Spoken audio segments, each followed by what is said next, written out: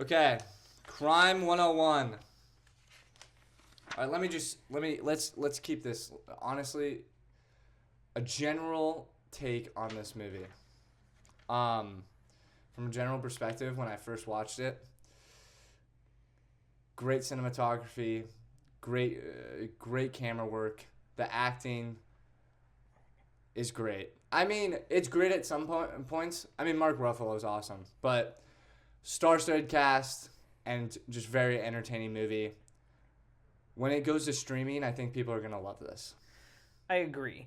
The biggest strong points is definitely the cast and the cinematography. And for movies like this is kind of where you want your high points to be. We talked recently about, you can get away with, not as well known of a cast if they're really talented actors. This is one of those movies I'm going to give kind of the exception to. Yeah. I feel like something like this, you kind of need to go a little bit headhunting and go, okay, we could use a Hemsworth. We could use a Ruffalo. We could use Barry. We could use, you can get away with going, we need some bigger name actors because we want some flash to it.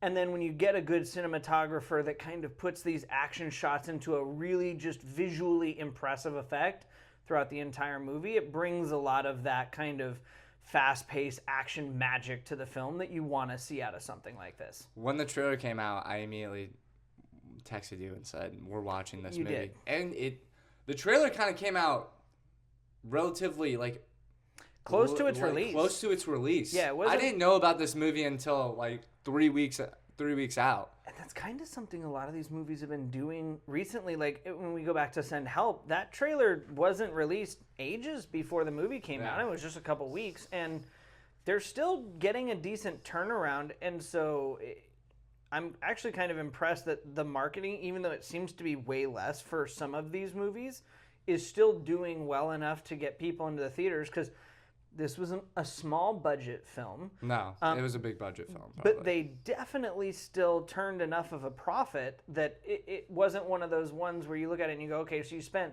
$350 million and you only made back $200 million. And so paying for your cast worked out well enough, despite the fact that you kind of went, here's a trailer a month before the movie comes out, go see it, I guess. And people still did. So, kudos to you guys for that. No, yeah. The theater was probably, I'd say, 50% packed for me. It was good. Yeah. People came out to turn this. In the beginning, the first shot of the movie I loved. First of all, the rotating camera over the city, great. But the therapeutic talk when they said, breathe in, breathe out. Were you not doing that in the beginning? Listen. Anytime there's anything therapeutic in a movie, I'm just assuming it's a real shame that we can't go see movies together anymore, because I want some of the experiences. I almost closed my eyes. Of this takes me back to 28 years later, the first of the new series, where it's the 5, 4, and just breathe in, breathe out. And I'm going, because we saw that one together, and you were literally following the instructions for that movie, and so every time there's something like that in a movie like this, I'm like, Brett's sitting here doing this. This would be way funnier if I was just sitting in the theater with him. And so I 100%, it shocks me zero that you were in the theater doing this. I was almost meditating, and then, oh my God, I have to watch the movie. No, but that was great. And the sound effects, the writing wasn't bad either. It was stereotypical, like your typical crime movie. But the action sequences, it kept me engaged. And I just kept on thinking, because there were so many variables to the movie and so many scenarios. I was like, how are they gonna do this? And I was interested to see, if this character met this character, or if this sequence happens, what would happen. So that kept me intrigued the whole entire time of the movie. The one thing I remember telling you before we were discussing the possibility of going to see this movie a couple weeks ago, The Rip had just come out on Netflix. And I remember telling you about that. It's Ben Affleck, Matt Damon's new cop movie. Mm-hmm. And another crime kind of movie, and I remember getting a couple minutes into it, and it looks like just another crime movie, but the end had this huge twist. But everything else keeps you engaged leading up to that twist. In crime movies, I am much more of a, hey, I like the rip, where you get that, oh my gosh, what just happened kind of a twist. But I won't say that it's necessary for every film. Crime 101 is not one of those where I'm like, I want to be floored by a twist. Yeah. But I want to be engaged throughout the entire thing, especially if the movie's going to be over 2 hours.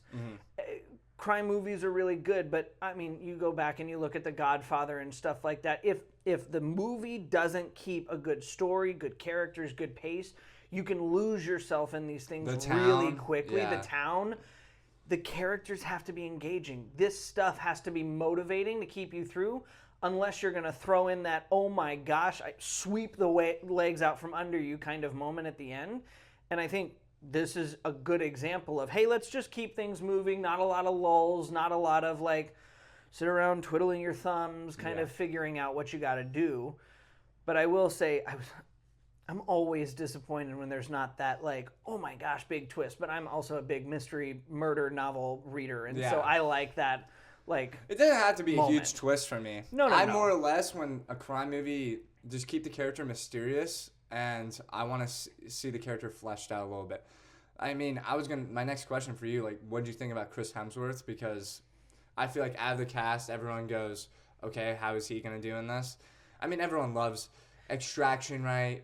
Extraction 1, 2, Thor, but, and he's been in a lot of, like, kind of like indie stuff a little bit. He's been in some more indie stuff. Just interesting stuff outside of like what he's normally doing.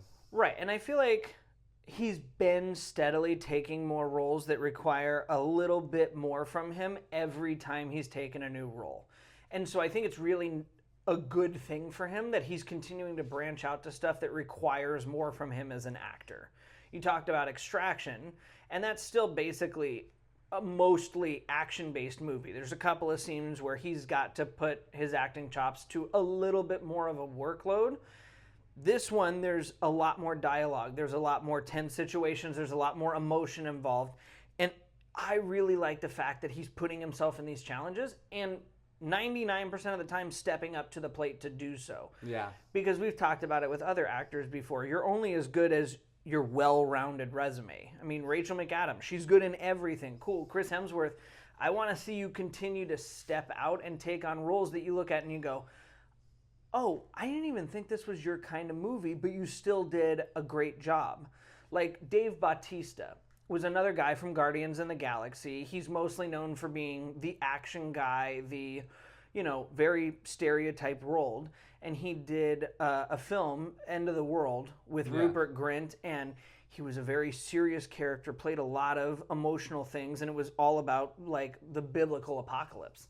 And I was like, this is not what I expected from you at all, but he did a great job. And I went, this is the kind of thing I want to see out of Hemsworth a lot more, is you just stepping out and going, no, I'm going to do that. Yeah. Great, I'm Thor, but I'm also capable of a lot more. He even came out and said he admitted that he was just taking roles to like help his family out, like, or just build himself up financially, which why would you not? Right, take care of your family. As an actor. Right. Like, take the money. Like, what are we doing here? I'm not going to take this role because it's just not for me. Like, what do we... Right. Oh, I hate $250 million yeah, in the bank my account. God. I'd actually rather be scraping by. I'm tall and 350 pounds of pure muscle, and they want me to play Thor? Awful. I loved his... no thanks. I loved his relationship, though, in the movie, and that's what kept me engaged. It reminded me a lot of The Town, Ben Affleck's relationship in The Town. Love that movie. Yeah, that movie's amazing. I mean... Probably a top 5.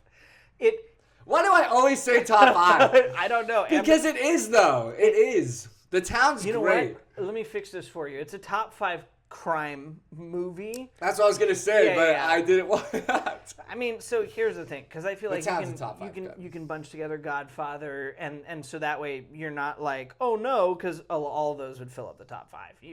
So you're anyway. it has that kind of energy, though, where you have those relationships. And that's what made The Town so good, is the family stakes. dynamic, the stakes, the relationships, everything that gave it weight to make that movie what it was. If those relationships aren't good, if those family ties aren't good, that movie basically stinks. Yeah. Monica Barbaro was really good, too. And that's what I loved. And it kept me really engaged, and I thought, you know, Chris Hemsworth's character dealing with like anxiety and stuff, and made him sort of mysterious, and she was trying to really flesh him out. But overall, that character dynamic was really strong. And then Mark Ruffalo was great in this. I love him whenever he's a freaking detective or a cop detective in a movie. Right. Taking a look at all the things that he's been, we've picked out one yesterday that you completely forgot he was a detective in. Now You See Me, which is like just his funniest detective role of all time. Completely forgot he was a detective and a magician and a detective, and then not, and then... We talked about how gullible I am with movies. That twist, I was like... Oh yeah, I'm sure it floored you. And the entire time I was like, yeah, dude, he was totally like the entire time. I wish we were doing this back then, because that would have been really funny to do together. No, when I first watched that movie, that was crazy. But no, he's in so much. He did Zodiac, he did Spotlight, he's in a new show on Apple TV, Task. I mean, I think he's done a really good job of founding his work outside of Marvel and where he kind of fits in. And he's got a great film record. He's done a lot of different stuff, but I think he really enjoys playing that detective role, and he's done it so well over the years. And I really enjoy seeing him take it on, because he's got the right personality for it to do it really well. And I like seeing him in those kinds of roles. Yeah, he kind of he carried the movie in he kept it going. And him trying to figure out the killer, which is just sort of stereotypical, and then him and Halle Berry together they were a great acting combo. They were awesome. But well, and let's talk about her for a second. I mean, we haven't seen her in ages. Like, just nice to have her back on screen for a really decently big film. She was the relatable character in this role. In this movie, she down to earth, just a person trying to move up in a company, and then she gets involved in this, right? And then, gets involved in a heist, and I'm like, okay, yeah, relatable. I mean, my heist is set to go off next week. Don't tell anybody. The only thing I didn't like that she was info bait in the movie. Sure. She was strictly kind of used as 1 minute she's getting put off her information by Barry Keoghan's character, and then the next Mark Ruffalo gets her, and I'm like, oh my god, come on, twice? What? Again? But other than that, this is a perfect streaming movie for anybody that when it goes to streaming, people are going to love this. And to be honest, I would recommend go watching in the theater, because it's so well shot. The chase sequences are great. The action is awesome. Obviously, because Chris Hemsworth is in it, and he's one of the best action actors we've seen in our generation. So overall, really engaging and super good individual performances throughout. And the relationship with the romantic relationship with Chris Hemsworth was awesome too. That's what kept me engaged a lot. And it's just, there's different situations going on here. There's different situations going on here. And then when they come together, then that's when the movie gets super interesting. And the build up to that is awesome.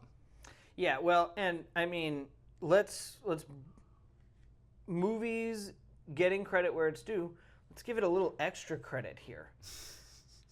Facts that you get to find when you do your research. So we're looking up all this, making notes yesterday, and Crime 101 is a novella.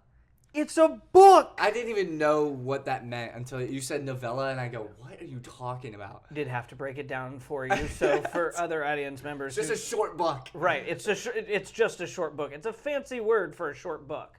But, kudos, because we've talked about it. Book adaptations are important, and you guys did a great job. Not only that, it's a novella, which means it's itty-bitty, and you guys did a great job turning this into a full feature-length, fleshed-out story with a really decent runtime that keeps pacing good, has great actors, has good people involved. Once again, great story from a book, well adapted for movies. Yeah. I mean, it's not hard. And When you this have- one when even you have got a good source ma- budget behind it. I feel like when you have source material to go off of, and then when it's a short book, so a novella is like, what, 110 pages max? Something like that, yeah. I mean, Yeah. it's itty-bitty. And then you're able to expand on that and then have a great cast. When you have an idea like that, it's going to probably turn out pretty good. And I felt like this one was really good. I mean, overall, I think people loved this movie.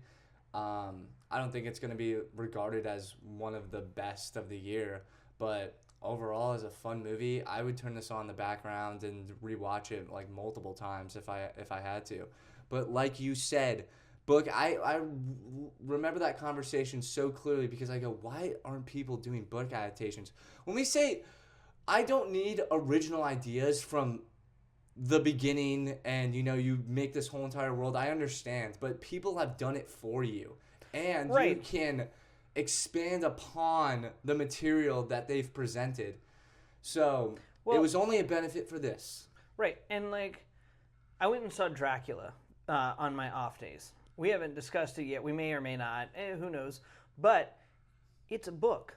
The difference is that I went to go fill out my my review online, and typed in Dracula, and there's 80 movies on it, and I'm going, okay, that's insane. Went to Barnes and Noble after.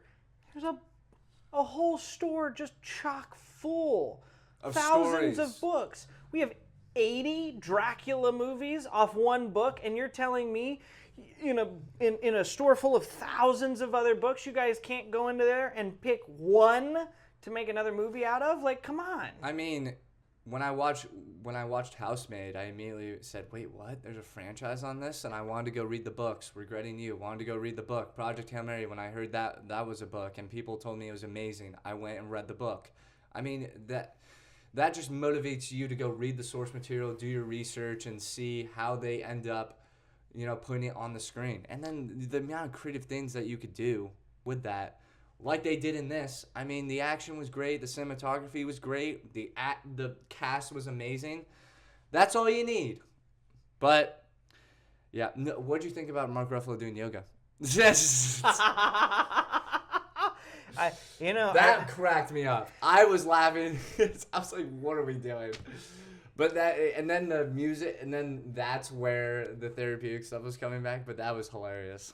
That was pretty I'm a funny. little surprised you didn't just take your yoga mat to the theater and just roll it out in the aisle. Like, don't worry, guys. I'm just trying to be an active participant. Yeah. I'm just gonna do some yoga here. The weakest part of the movie, like character-wise, was definitely Barry Keoghan's character, because I know you don't like him. I get it. I don't. I have it. Look, I have it written here on my notes. Barry Keoghan, I don't like you. But I understand. But he ended up just being. He did become an important piece at the end of the movie. And I do want to ask you about the twist at the end, because I thought it was pretty good. It wasn't anything shocking, but it was awesome. But he just became this person that was just following around and just kind of lurking.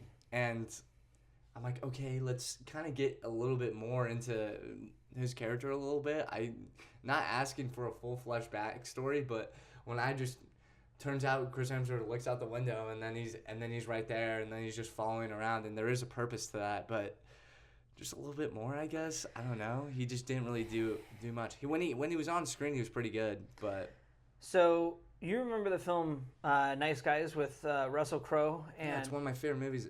yeah. So it's great. Top 5 movie of all time. I'm kidding. But Glad we got it out of the way. There's benefits to having fewer central cast members. yeah. There's 2 truly central cast members, and Angourie Rice, who is like sub-central cast member, Yeah. so 3 total. in this film, you'll see there's 3 total central cast members, with one of them being kind of a B, and then Barry Keoghan falls off. Because I find that in a lot of these movies, it's really hard to have like 4 or 5 central cast members. And Barry Keoghan's character, I feel like, is the one that kind of just gets left behind. Yeah, he is. And in every single film where you've got so many characters, that's always my worry. He's the weakest. Is that Phoenician Scheme's another great example. Yeah. There's so many characters that one of them always just kind of feels like you get like not enough They're just from. there. Right. And that's always happening, like with a Wes Anderson or these directors are able to get these huge casts. Right. And like, kudos to you for putting the big cast together and for trying to weave everybody's story in and trying to make it this thing. But I feel like there's probably an extended cut of this movie somewhere that gives his character a little extra boost somehow. But the fact of the matter is, the final cut that went to the theaters leaves me kind of going like, he's fine. But like, if he also was in the movie for 10 minutes less, it probably wouldn't have mattered. And that's the case with a lot of these movies, is there's always that one character where you're kind of like, yeah, oh, well, I mean, cool, I got to see Scarlett Johansson was great for the 45 seconds she was on screen, I guess. And it was entertaining to see her in here, but like, she didn't really do much for the movie other than accept a weird ring from the guy. So I get, like, is that... Okay, yeah. Thanks, Scarlett. You were great. Love you. Can you be Black Widow again? Thanks. All right, goodbye. What'd you think at the end? Because I just looked at it like, my mind said bunch of variables, bunch of characters that obviously had stakes in the situation, and then they just got put together in one room, and then it just became chaos. Chaos at the end of films like this, I think, is where it needs to end up. I liked it though. I'm gullible. I didn't know what was gonna happen. This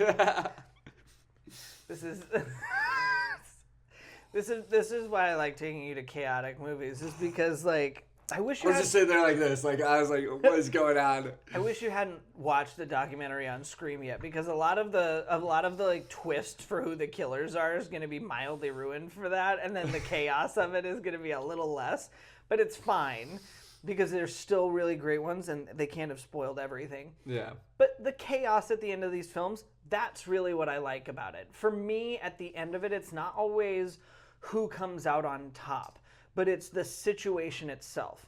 I'm going to take it back to one of the most angry movies for both of us from last year.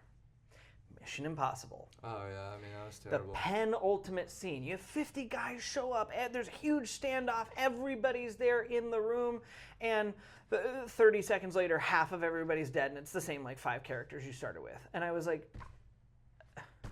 It's just no. There's no chaos. There was no fight. Basically, that's nothing happened. That's the strength of this. Is we were introduced to these characters. We saw what they had involved in the situation, and then when they're put into one room together, and then Barry Keoghan's character is just chaos. I mean, when he gets into the room, that's when like everything just starts going haywire. But that's the benefit to it, is that we know each character dynamic of like all these characters, Mark Ruffalo's character, Chris Hemsworth, and then Barry Keoghan's character, and then you put a random like citizens that like have no stakes in it, and you're just like, oh my god, there's so many twists and turns this could go down. Which route are they going to take? And I thought the route they take was fine. It wasn't anything crazy or anything. Well, like you said, this movie's not Chris Hemsworth's movie of the year candidate, but it gets the job done. Yeah, and I liked it. I personally liked it, but yeah. I mean, and I think that's what a movie like this needs to aim to be. I feel like so many of these action movies that aren't Dune, that aren't Brand New Day, that aren't Doomsday, that aren't these huge The Odyssey, a lot of them try to do too much to be the most impressive action film you've ever seen. Do something you've never seen before, but Right. we've already seen it. And what's the Ben Affleck movie? The Accountant 2. No. The Accountant 2. They tried to make their end sequence so epic and try and do so much in that final 30 minutes that you just get to the end of it and you're like, I don't care, I remember my joke. I said, every time someone gets shot in the head, take a drink. I mean, dude, seriously. The amount of headshots in that movie was ridiculous. They shot the amount of times I saw someone go, I was like, okay, like, we get it. They're accurate. Right. Oh, they're good shots. Good for you. Whoa. Hitmen who don't miss? That's weird. But yeah. Like, you don't need to be over the top. You don't need to be the coolest, craziest, oh my gosh thing you've ever seen. Just give me the action sequences I'm looking for.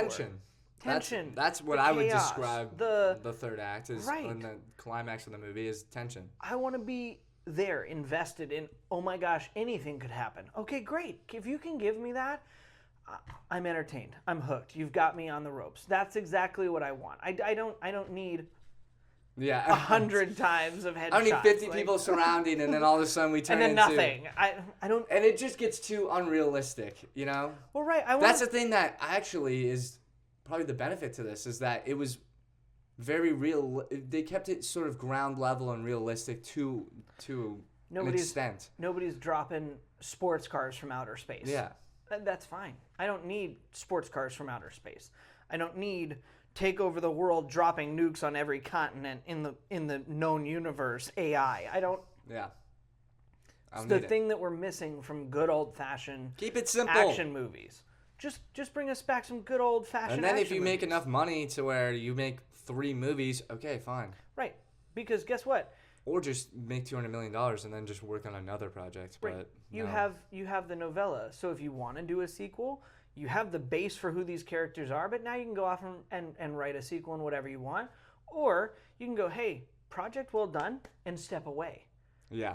Your doors are open for whatever you want to do. But let's take a look. What are you giving this one? What's your rating? I'm gonna give it an 8.2.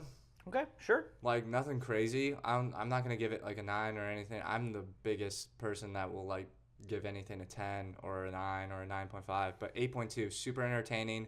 I would recommend go seeing it in theaters because the theater experience was amazing for me. I mean, the cinematography, I can't speak about it enough. I'm a big edit nerd, so the action, everything, it's a very entertaining movie. It keeps you entertained.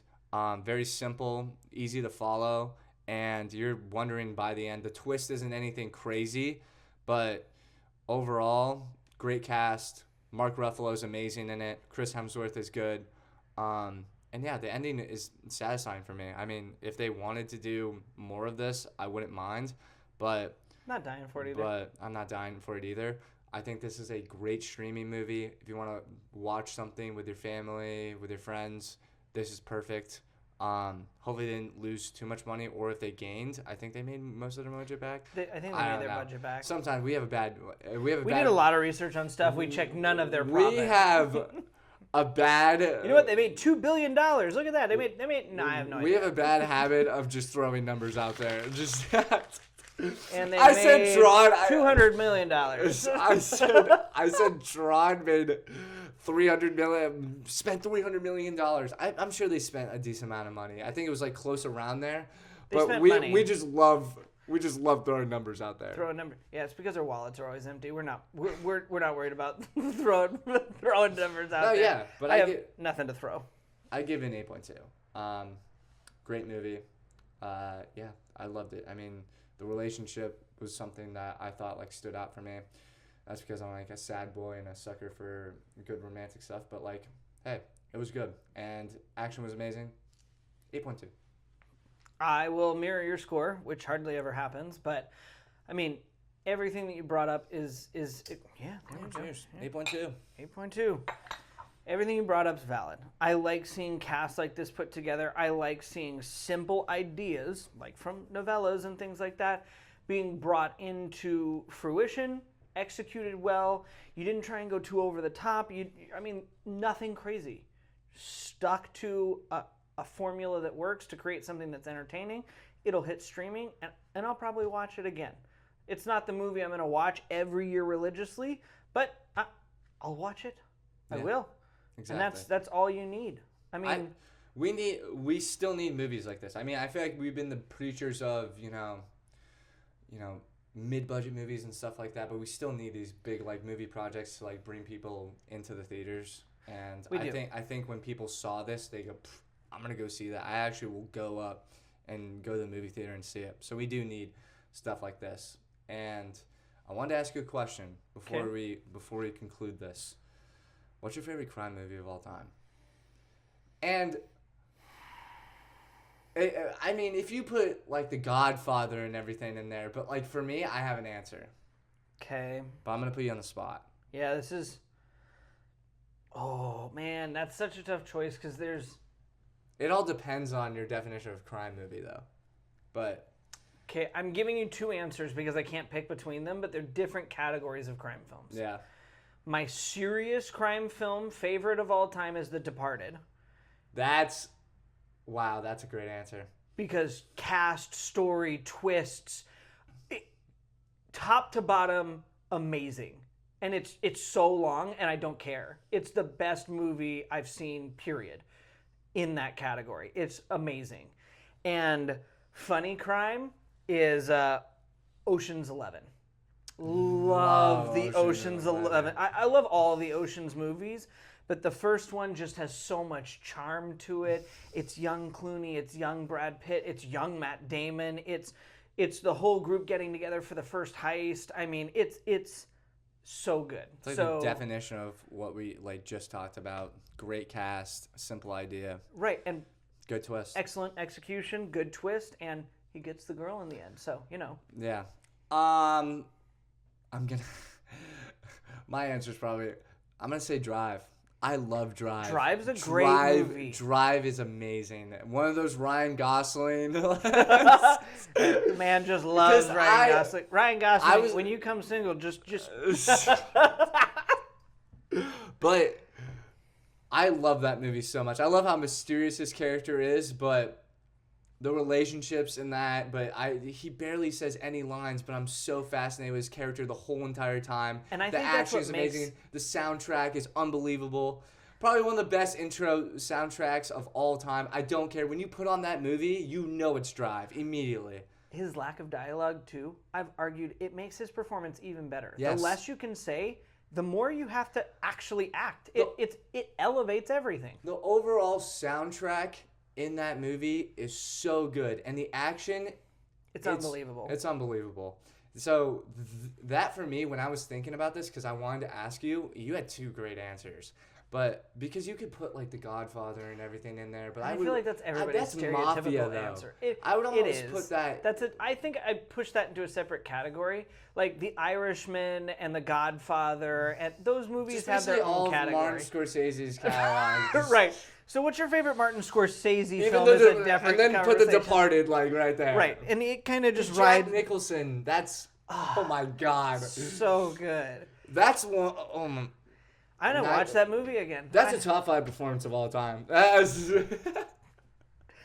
right. Well, but yeah, Drive for me is my favorite because I have it. I was looking through my catalog and I saw that and I go, yeah. I mean.